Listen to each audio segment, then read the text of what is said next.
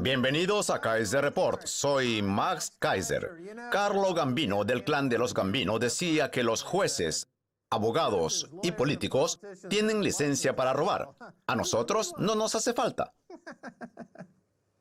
Sé lo que están pensando, que Gambino parece Lloyd Blankfein, el patriarca del clan de Goldman Sachs. Y no se equivocan. Stacy. Todo se resume en nuestro primer titular, Max. Las pensiones de los transportistas se esfuman antes con Wall Street que con la mafia. Las inversiones en hoteles y casinos de Las Vegas amenazaban en su día la integridad de un fondo de pensiones de transportistas que el gobierno alejó de fideicomisarios corruptos y delincuentes organizados después de 5 años de batalla legal. Eso era lo que pasaba hace 25 años. Pues bien, un cuarto de siglo después, los profesionales que los sustituyeron, administradores de los fondos de pensiones de los estados centrales, fiduciarios de Goldman Sachs y de Northern Trust Global Advisors y reguladores del Departamento de Trabajo, permanecieron impasibles mientras los mercados financieros conseguían algo que ni siquiera la mafia había logrado: acabar con la solvencia del fondo a largo plazo mediante una serie de grandes inversiones que han resultado ser una pérdida de dinero. Lo consiguieron en parte convenciendo al Congreso y a los reguladores, algunos de los cuales formaban parte del Consejo Directivo de Asesores y Fiduciarios, de que tenían que compensar las pérdidas provocadas por la mafia y la escasa rentabilidad que estaban obteniendo por culpa de los intereses bajos. Así que en el 2005 decidieron invertirlo todo en los mercados financieros, y ya sabemos lo que ha pasado desde entonces, que el fondo se ha desplomado un 42%. Sí, esta historia es una mezcla de dos conocidas películas de éxito: El Padrino, que hablaba de la mafia estadounidense, y otra más reciente, La Gran Apuesta, que habla de la mafia de Wall Street. Una mafia que se dedica a robar cientos de miles de millones de dólares con todo el descaro y la impunidad del mundo. Desgraciadamente, el fondo de pensiones de los transportistas se ha visto aniquilado tanto por la mafia tradicional como por la mafia de Wall Street. Son las dos caras de la misma moneda. Y lo que no puede decirse es que estos delitos no cobren víctimas. El problema es que cuando alguien mata a un rival en un callejón oscuro, todo el mundo se lleva las manos a la cabeza por lo impactante del crimen. Mientras que los delitos en Wall Street tardan 5, 6 o 7 años en salir a la luz. El aislamiento financiero que provocan estos delitos tarda tiempo en instalarse en el sistema, pero cuando lo hace, genera muchas más víctimas que la mafia. Es una pena que los pobres transportistas entregaran su fideicomiso a instituciones como Goldman Sachs o Wall Street. Bueno, no es que les entregaran su fideicomiso, es que el gobierno se lo quitó a la mafia, cuyas inversiones eran relativamente seguras en comparación con las de Goldman Sachs. Tenían varias inversiones inmobiliarias en Las Vegas. Los políticos que controlaba la mafia anterior, la de los Gambino, eran solo políticos locales y estatales. Sin embargo, cuando el FBI y otras agencias federales desarticularon la mafia, ellos se convirtieron en el nuevo hombre de honor. No hay nada por encima de lo federal. Quien se atreva a tocar las narices a Goldman Sachs o a JP Morgan está perdido. Elliot Spitzer quería hacer con Wall Street lo que hizo Rudolph Giuliani con los clanes de Nueva York. El problema es que fue objeto de una feroz campaña de desacreditación, ¿se dice? Una campaña de difamación. De difamación. Una cosa mala. El Fondo de Pensiones de los Estados Centrales cuenta con 400.000 de los 1,4 millones de transportistas que hay en Estados Unidos. Por cierto, ya que has hablado de cine, Martin Scorsese está haciendo una película sobre Jimmy Hoffa, un sindicalista del sector del transporte, que protagonizarán Al Pacino y Robert De Niro. La debacle que ha sufrido en Rosemont, Illinois, el fondo de 16.100 millones de dólares de los estados centrales supone un aviso para todos los estadounidenses que dependen de sus ahorros para su jubilación. Entre el 2005 y el 2008, los gestores monetarios, incapaces de lograr que los pagos dejaran de superar a las contribuciones, una situación que se había prolongado durante décadas, hicieron grandes apuestas en acciones e inversiones no tradicionales con funestas consecuencias. Y eso que por aquel entonces los intereses estaban en el 5 o el 6%, Ahora que están en el 0%, no sabemos en qué invierten los fondos de pensiones en nuestro nombre. Recordemos que los transportistas están por todo Estados Unidos, en Hollywood, en Nueva York y en el resto del territorio. Yo tengo un amigo transportista en Los Ángeles que se llama Steve, pero que se hace llamar el transportista gourmet, porque se pasa la mitad del año en París comiendo bombones y pasteles de chocolate. A lo mejor tiene que mudarse de París a México DF. Me puse en contacto con él y me dijo que está en el sindicato de guionistas o en alguna cosa de Hollywood, así que de momento creo que está a salvo. El caso es que los intereses bajos están destruyendo los fondos de pensiones y el sector de los seguros. Y si los intereses bajan, no es porque los bancos centrales quieran ser generosos y estimular la economía, sino porque la economía se hunde. No hay crecimiento orgánico alguno. Por eso siguen bajando los intereses, porque la recuperación no existe. Igual que antes estaba la mafia al uso, ahora tenemos una nueva mafia, la de las agencias federales que protegen al nombre de honor, que ahora son los bancos de Wall Street. Y los intereses cero son una forma de transferencia de dinero. Todos los vecinos del barrio se ven obligados a pagarle un impuesto a la mafia. Están acabando con nuestros ahorros y encima no podemos vernos con ellos cara a cara. No es que les entreguemos nuestras 100 libras o nuestros $100 en mano, es que simplemente nos los quitan. Son unos mafiosos. Me recuerdan al tipo de El Padrino, que recorre los barrios con su traje blanco recaudando impuestos entre los comerciantes para poder pagar a la Cosa Nostra, solo que en este caso el protagonista es Goldman Sachs, que está compinchado con el gobierno y con Nancy Pelosi, que lleva años operando con información privilegiada, porque los miembros del Congreso pueden hacerlo. No es ilegal. Lo importante es pagar a la mafia. La gente dirá que esta mafia es mejor que la otra, porque al menos no se dedican a partir piernas o agredir con violencia. El problema es que con sus acciones nos acaban abocando a la cárcel, a vivir encerrados en un gulag. Acuérdate de Gaddafi.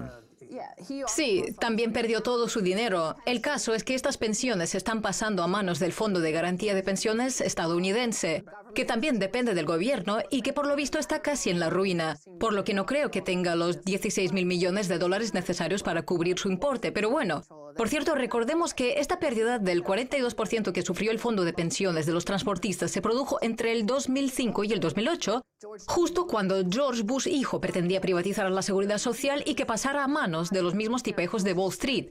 La gente se queja de que falte dinero para la seguridad social, así que imagínate cómo estaría si hubiera caído en garras de Wall Street. Cuando el experimento saltó por los aires, en lugar de hacer pública la cartera de activos en cuestión para ayudar a entender el problema o incluso para exigir responsabilidades, los administradores del Fondo de los Estados Centrales presionaron al Congreso para que aprobara una ley que les autorizara a recortar los beneficios de la jubilación hasta en un 50% previa aprobación del Departamento del Tesoro. O sea, que no hay nadie investigando por qué el fondo perdió dinero, que es por otra parte lo que hace siempre el Fondo de Garantía de Pensiones, negarse a analizar por qué quiebran los fondos de pensiones. Porque claro, si todo eso saliera a la luz, a lo mejor tendrían que devolver las comisiones que se llevaron o el dinero que le pagaron a entidades como Goldman Sachs.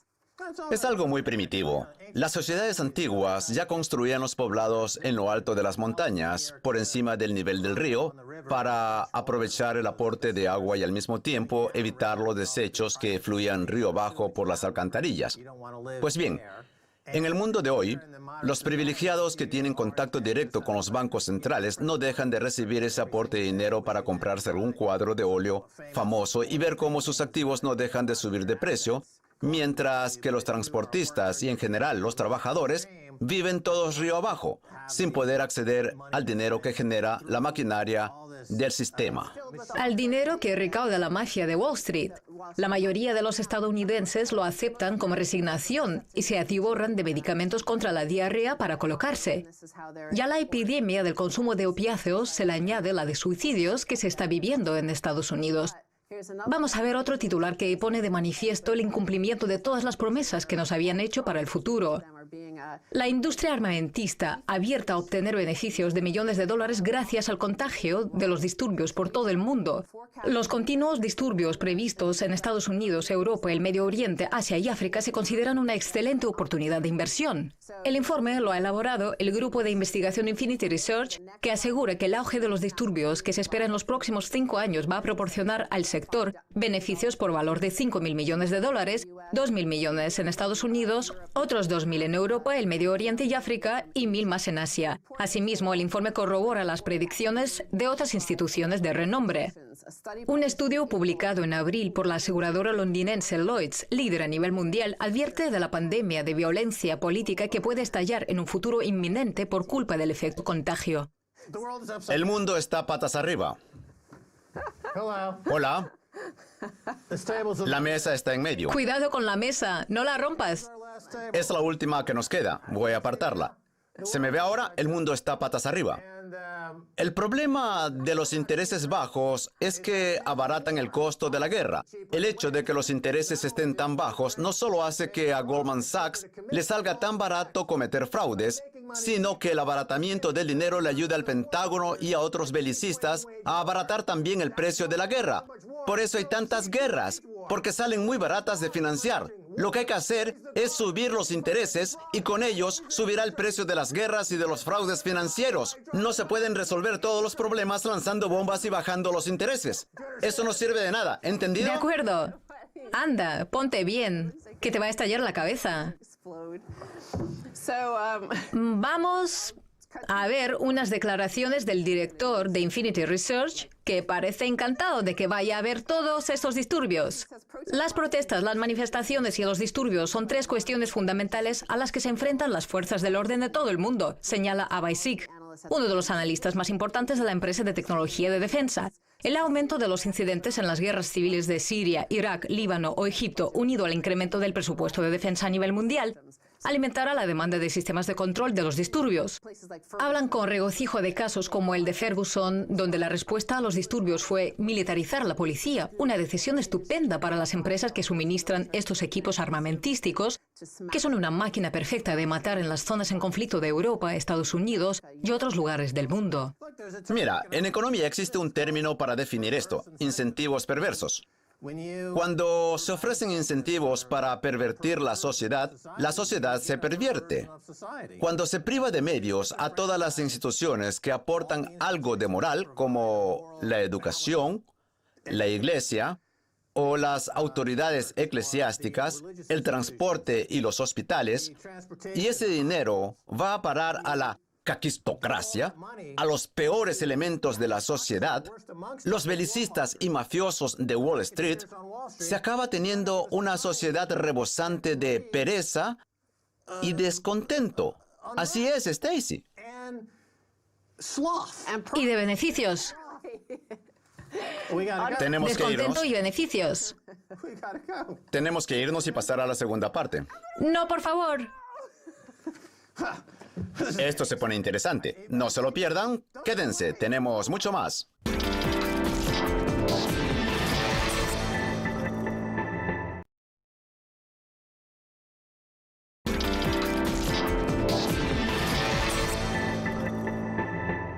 Bienvenidos de nuevo a Kaiser Report. Soy Max Kaiser.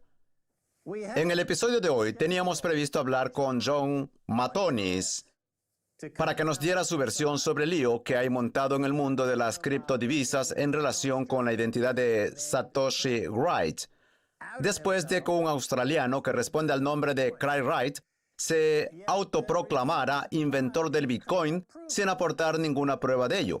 Pero sabiendo que John Matonis es de la opinión de que Craig es en realidad Satoshi Nakamoto, vamos a hablar con otro invitado que sabe todo sobre el Bitcoin. Se trata de Jaromil, de Dyn.org.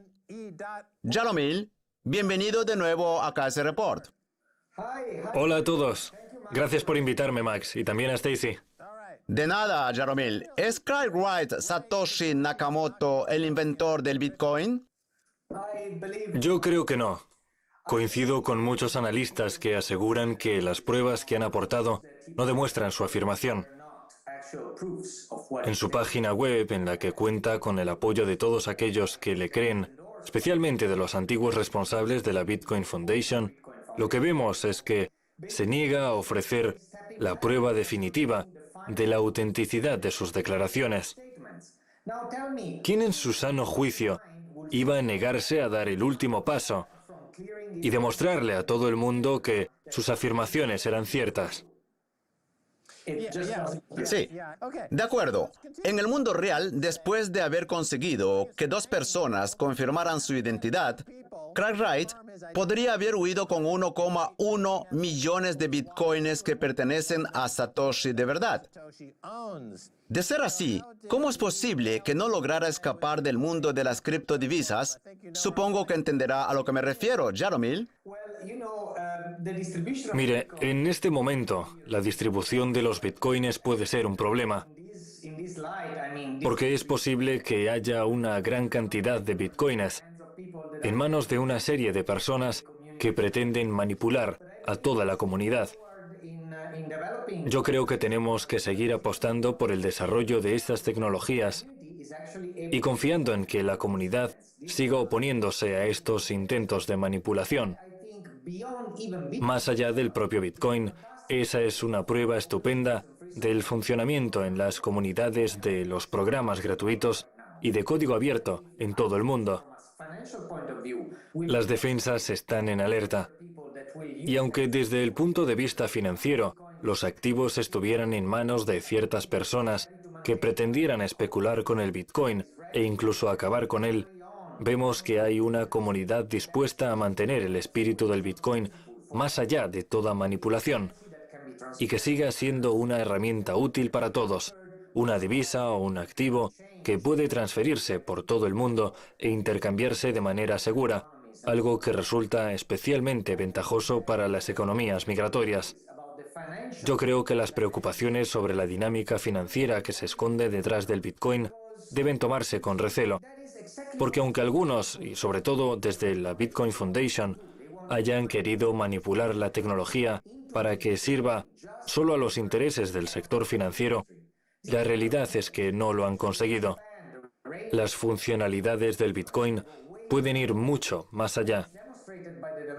Y está demostrado que otros desarrolladores más alejados de los focos de la prensa, que celebra la epifanía de Satoshi, están trabajando desde la oscuridad y ganándose la confianza de la comunidad. De acuerdo. Entonces, Cartwright es como Bernie Madoff, solo que Bernie Madoff logró que la Comisión de Bolsa y Valores de Estados Unidos revisara sus acciones más de 2 veces hasta que le dijeron que todo estaba bien. Y hubo que esperar años hasta que se destapó el fraude y que salieran a la luz todos los miles de millones de dólares que robó. Pues bien, en este caso tenemos a una persona como Cartwright con una psicología relativamente parecida a la de Bernie Madoff, con una mente patológica. Lo que pasa es que la genialidad del Bitcoin ha evitado que haya podido cometer un fraude a gran escala como Madoff, lo cual ha supuesto una prueba estupenda para comprobar la entereza de la criptodivisa. El problema, Jaromil, es que hay algo así como 1 millón de monedas en manos de ciertas personas que, si se deciden a incorporarlas al mercado, pueden darle un vuelco a su situación. ¿Qué opina usted, Jaromil? Bueno, la verdad es que yo no soy experto en análisis financiero, Max. Sabe usted mucho más que yo. Yo prefiero centrarme en la reacción de la comunidad a esta dinámica, no tanto en el movimiento de los activos.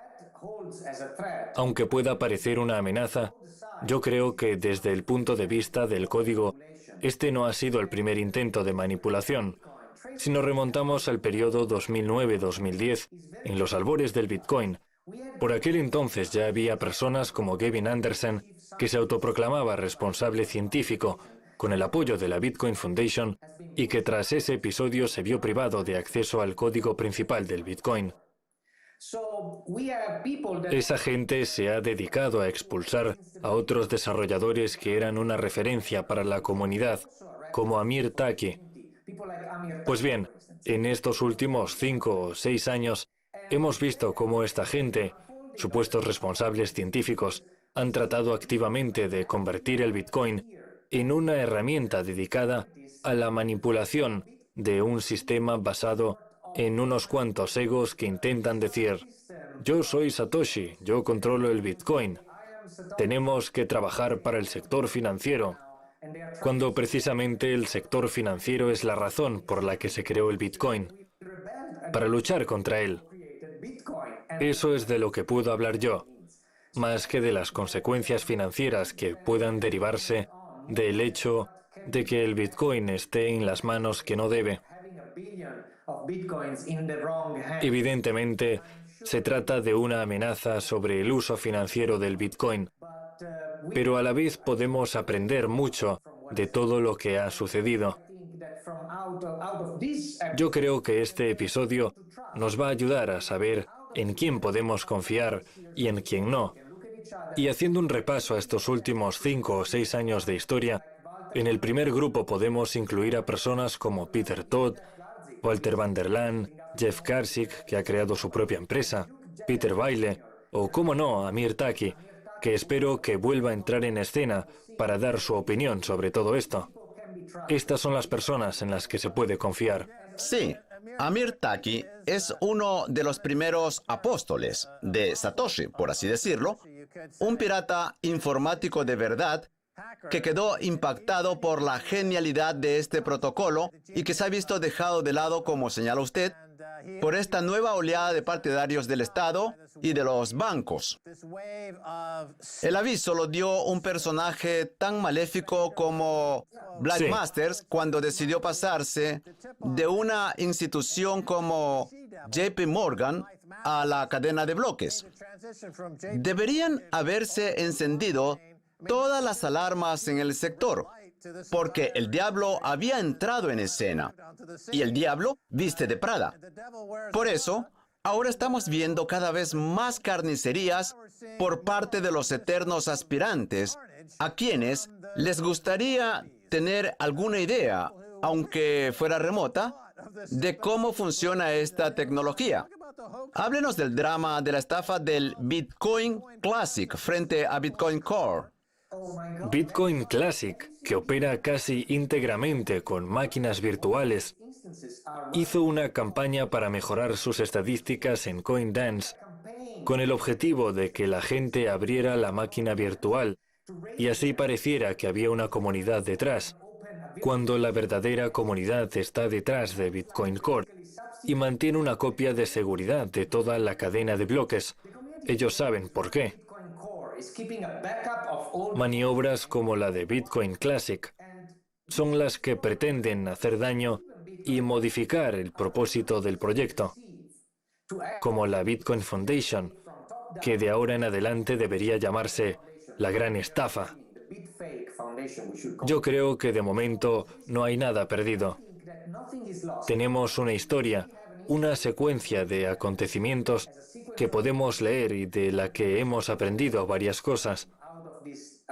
Por ejemplo, cuando en el 2010 Amir Taki fue expulsado de Bitcoin Core y su nombre fue borrado en secreto de la web de bitcoin.org por Gavin Anderson, llevó a cabo todas las mejoras que él consideraba necesarias en otra biblioteca, cuyo código ahora puede hasta mantenerse en paralelo. O sea, que si las cosas salen mal, incluso dentro de Bitcoin Core, hay gente con capacidad para mantener unas bases muy eficaces que pueden ajustarse a las necesidades, visiones y deseos de la comunidad. Hay una cosa curiosa en todo esto. Si alguien quiere hacer circular una noticia falsa sobre el Bitcoin, lo mejor es que llame a la BBC, porque la BBC no se molestará en comprobar los hechos. Han perdido toda su ética periodística y están deseando difundir patrañas falsas sobre el Bitcoin. Bueno, como todas las grandes organizaciones, la BBC, Wired o incluso un periódico financiero italiano como Il Sole 24 Ore, que se dedica a difundir estas informaciones falsas sin comprobar su veracidad, sin consultar a expertos. Y eso que esas noticias pomposas las escriben máquinas de realidad virtual, lo cual debería darnos un poco de miedo, porque es muy raro que solo 2 personas en el mundo puedan tener tanto poder. Antes ha dado unos cuantos nombres muy conocidos en la comunidad del Bitcoin, a los cuales habría que añadir el de Andreas Antonopoulos, que cada vez está adquiriendo una mayor relevancia en el sector, sobre todo después de que lo consultaran para comprobar si efectivamente Craig Wright era Satoshi Nakamoto, un extremo que inmediatamente negó con rotundidad y destapó como un engaño. Me encantó el comentario que puso esta semana en Twitter, comparando el Bitcoin con cuando Prometeo llevó el fuego a la humanidad. El Bitcoin se ha inventado y ya no hay marcha atrás. No se puede retroceder en el tiempo. Ya está a disposición de todos. Y usted está en Ámsterdam, donde transcurre todo el meollo de la historia. En fin, Jeremy, nos hemos quedado sin tiempo. A mí Andreas también me gusta. Es un muy buen comentarista de lo que pasa en la comunidad. Estamos fuera de tiempo. Gracias por haber estado en Kaiser Report. Adiós, gracias Max, gracias Stacy, sigan así. Es todo por hoy en Kaiser Report. Somos Max Kaiser y Stacy Herbert. Quiero agradecer a Jaromil de Dime.org. Si quieren contactarnos, envíen un tweet a Kaiser Report. Hasta la próxima. Adiós.